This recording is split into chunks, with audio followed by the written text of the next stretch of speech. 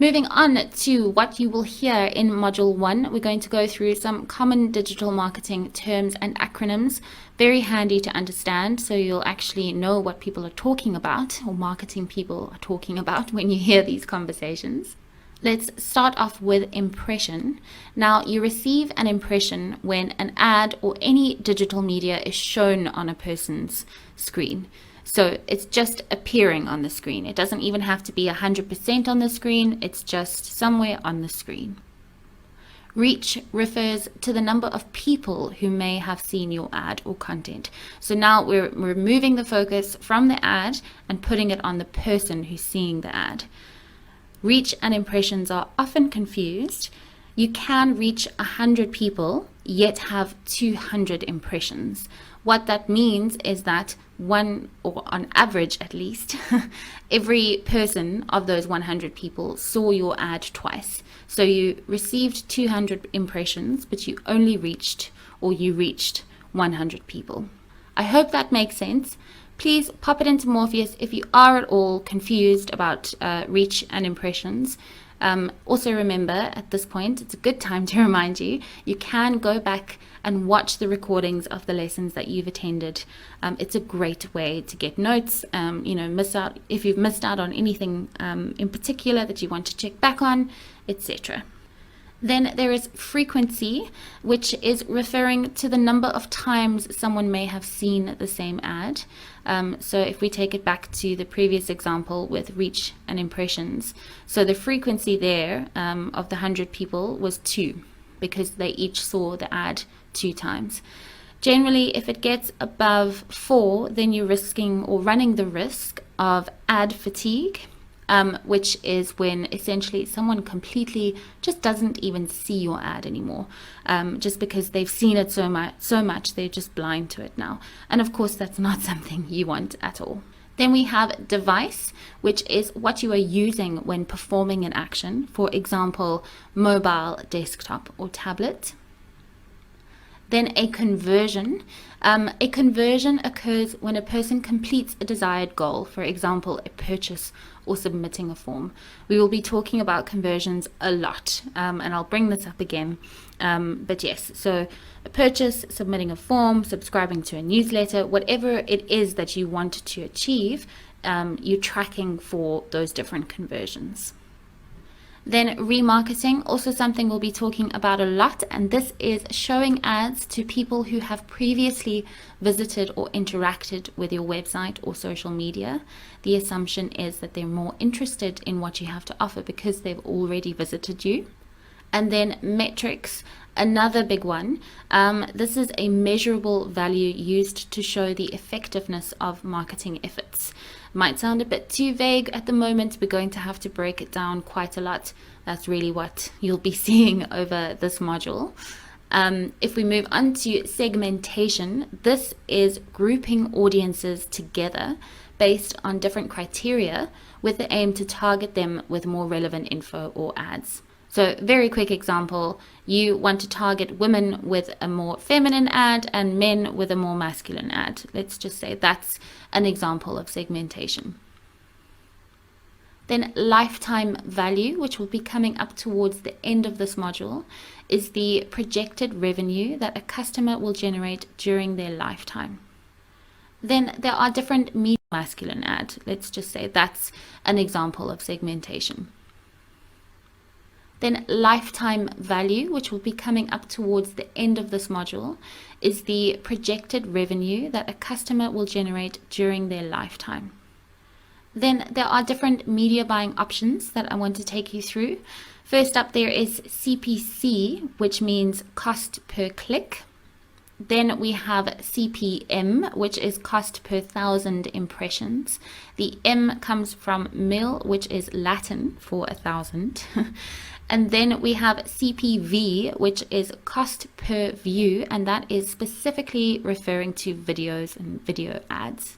Then there is also CPA, which is cost per acquisition, CPL, which is cost per lead, and CPE, which is cost per engagement.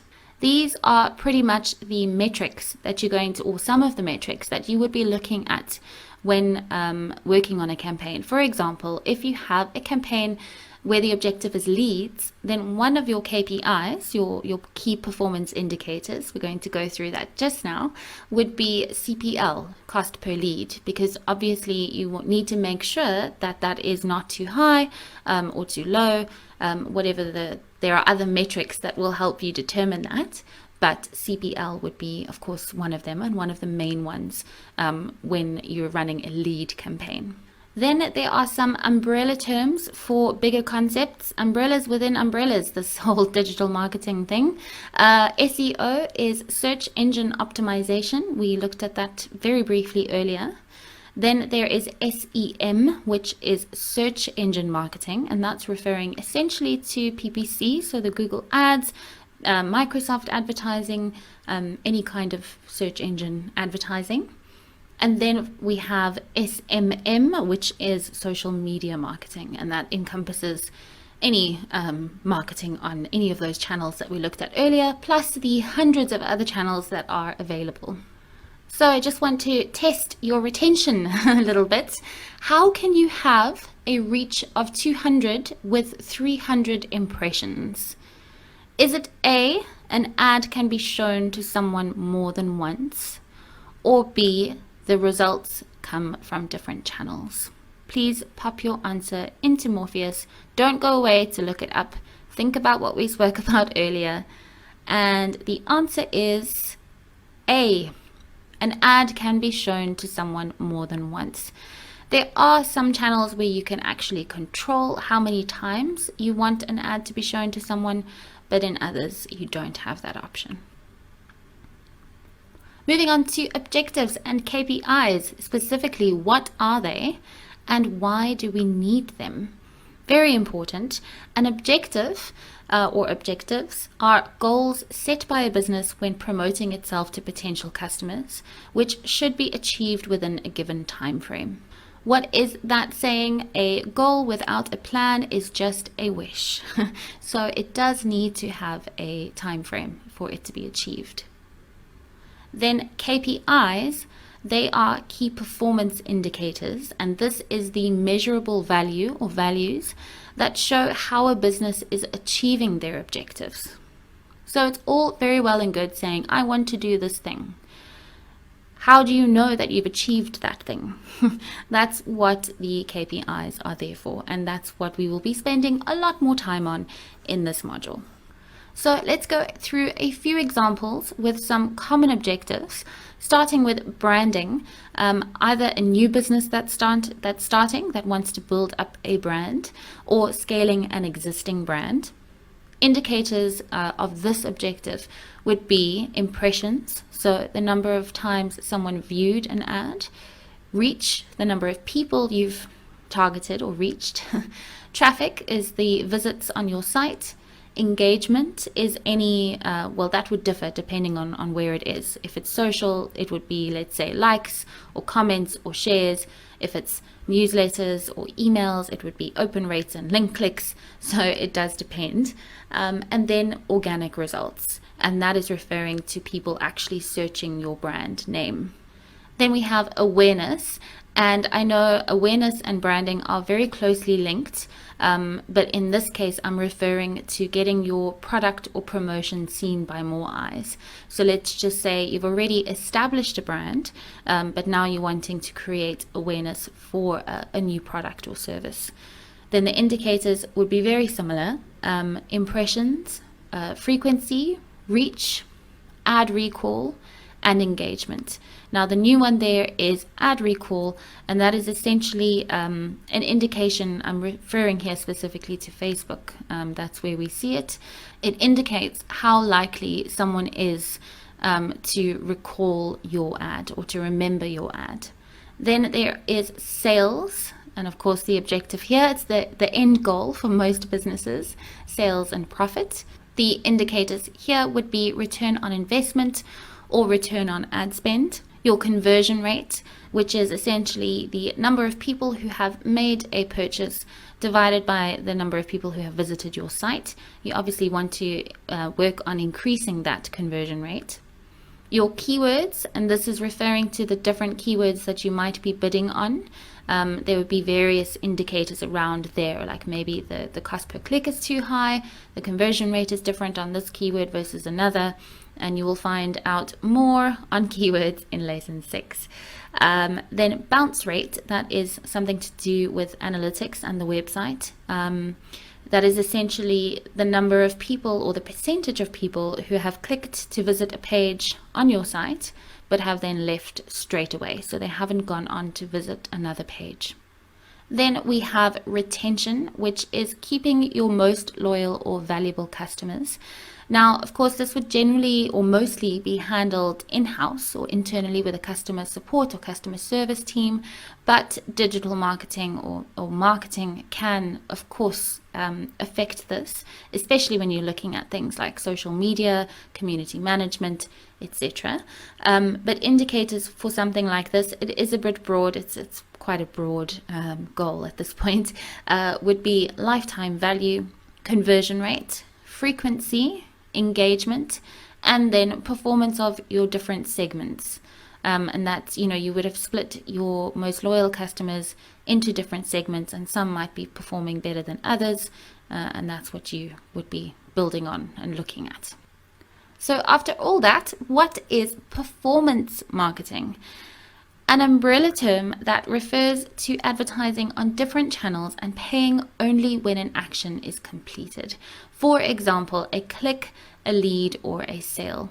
Now, if we break those down a bit, with clicks, you only pay for the clicks, not the impressions. Examples of where you might want to have this as a strategy for payment is traffic. So traffic objective, you only want to pay per click, so per visit to your site. Awareness, you don't necessarily want to pay for impressions because that will be incredibly expensive, nor do you want to pay for leads because that's not the objective of this objective. And then branding, of course, for the same reasons, awareness and branding are linked. Then we have leads, and this is where you set a target cost per lead and only pay for leads. I do need to stress that just because you set a target, it doesn't mean it will achieve it. Sometimes it'll be higher, sometimes it'll be lower, and you'll understand this better in the course. But examples where this would make sense would be for branding, for scale, so if you're wanting to increase your amount of users or buyers, and then of course for sales, turning those leads into paying customers. Then for sales, what you can do is you can set a target return on investment or return on ad spend. And of course, all of the objectives, it would make sense here that is the end goal, sales. At the end of the day, we are driving everything towards sales, revenue, and then profit. So the difference between revenue and profit is that revenue is still containing all the different expenses, the things that should actually be deducted. Once you've done that, then you get your profit. True performance marketing encompasses a variety of strategies and analyses. It's not about just setting an automated target and then leaving it running. There are some core traits of performance marketing, namely analysis, of course, of data and whatever means or information you have available. Then optimization, incredibly important because you're optimizing for better performance based on your analysis. Communication.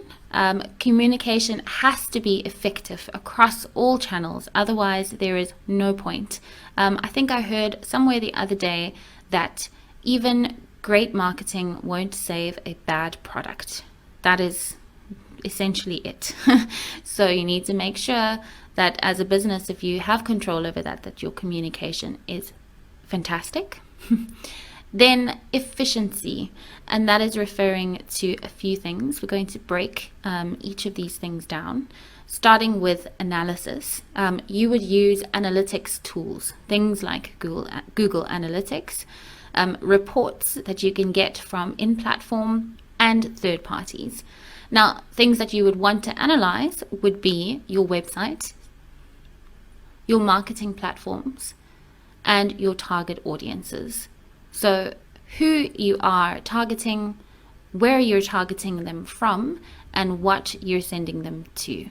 That is what constantly needs to be analyzed.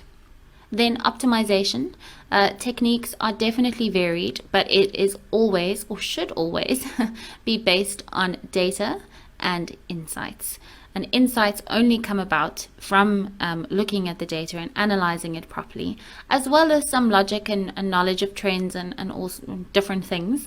We will actually be looking at insights versus observations in the last lesson of Module 3. And then if we move on to communication, so effective across all mediums, it's incredibly important for retention, so keeping your customers happy. For social engagement, you need to have a proper social media strategy in place, community management policies, etc. Those have to be there. And then, of course, if you're using email, the communication around that needs to be streamlined, sending relevant communication, using the correct best practices and all those things. And as I think I said, we'll be spending time on that in Module 2. Finally, efficiency, which is all about logic and adaptation. It is finding solutions to problems, not just letting it run or letting it go, and also thinking outside of the box. It's not just about the marketing channel. That might not always be the problem. It could be the product, could be the site, etc. Then no wasted spend. It is incredibly important. I don't know how many times I have seen a keyword in a Google search campaign that has spent so much money and it is completely irrelevant to the business. It unfortunately just happens far more than it should. Then the main considerations in performance marketing, which are part of what ensures that we can keep to those 4 core concepts, is firstly tracking. We need to make sure that tracking is in place. We'll be looking at that in more detail in lesson 2, so the next lesson. Your budget. Of course, it's about making sure it's spent efficiently, so there's no wasted spend, it's not underspending. It's also not saying to clients, oh, I need huge sums of money, when actually you don't. It's based on thorough or proper research. Then channel selection. That's also about understanding the target market or the target audience, as well as the channels that are available to you, and knowing which demographics are on which channels, whether the reach maybe outweighs any other things like Facebook, for example. Generally, in the beginning, I wouldn't have recommended it for a business-to-business business. But now, because of the reach of it and the fact that we can target quite effectively, I would recommend it if there's a big enough budget. If not, then I would choose other channels. But yes, that's what it is, about cleverly choosing your channels to achieve the different goals that you have. Then there's also landing pages. Those need to be optimized, so user-friendly, fast, as much as possible. Very important. Once someone has clicked on an ad, essentially the responsibility of the platform is over. Then it is over to your website and to your customer service or any kind of internal processes that you have in place. Then competition. Something we always take into account. Some industries are far more competitive than others. Sometimes it makes sense to go after competitor keywords, so let's say competitor brand names is what I'm referring to, and other times it doesn't. So we always need to be on top of that, and of course make sure that whatever the product or service is that we're marketing is at the same level or better than the competition. Otherwise, it's going to be a very expensive exercise. And then volume. When it comes to optimizing a campaign, you need to make sure that you have enough volume to optimize with. If, for example, you only targeted 100 people, then there's no point in optimizing that, because it's not a big enough pool of people to optimize for. So at least 1,000, I would say, in terms of ads, at least 1,000 impressions. There are various different kind of thresholds that you would look at. So think fast. What does CPL stand for? Is it A, customer purchase list, or B, cost per lead? Put your answer into Morpheus. I'll give you a few seconds, maybe just one. And the correct answer is B, cost per lead. Well done, everybody. And that is it for lesson 1, but please do not go anywhere yet. I have a challenge for you today, and I would love you to do it and email it to me. But let's just look at what we're covering in lesson 2. What you're going to get out of this lesson is marketing funnels. You're going to understand those, determining your objectives, tracking your performance and how important that is, and then how analytics can help. If we recap this lesson, which was quite full of information, I hope you're all still with me and feeling okay and good and positive about the course. If you have any feedback on the first lesson, your thoughts about it, remember, please email me. I will put up that email address just now. But first lesson, what we learned was key points in digital marketing history, so you can get a better understanding of where we are going with this course. Then digital marketing channels, the top ones I have to add, common terms and acronyms for the first module, and then objectives and KPIs, an introduction to that, plus performance marketing basics. Here is my challenge for you today. I would love you to imagine that for a 3-month campaign, you have a total budget of $15,000. Your client's objective for this campaign is to get as many leads as possible. It doesn't matter what industry this business is in, the KPIs will be the same. So with that in mind, I want you to list what the top KPIs would be for this objective, what you think they would be. I'd like you to choose one channel per social media, PPC, and communication, so-called category in this lesson. It's a total of 3 channels. And then list why you think these channels would work. You don't have to know it for a fact. Please don't be afraid of any wrong answers. Even if you totally don't really get what I'm saying, try it anyway and just send it through. I will give you as much feedback as I can, as in I will reply to as many of you as I can. Sometimes I do get quite delayed though. Please email your answer to marketing@shoreacademy.com with the subject line Digital Marketing Lesson 1 Challenge. Thank you so much. I will see you soon for lesson 2. It's going to be jam-packed. I'm excited. I hope you're excited. See you soon, guys. Bye.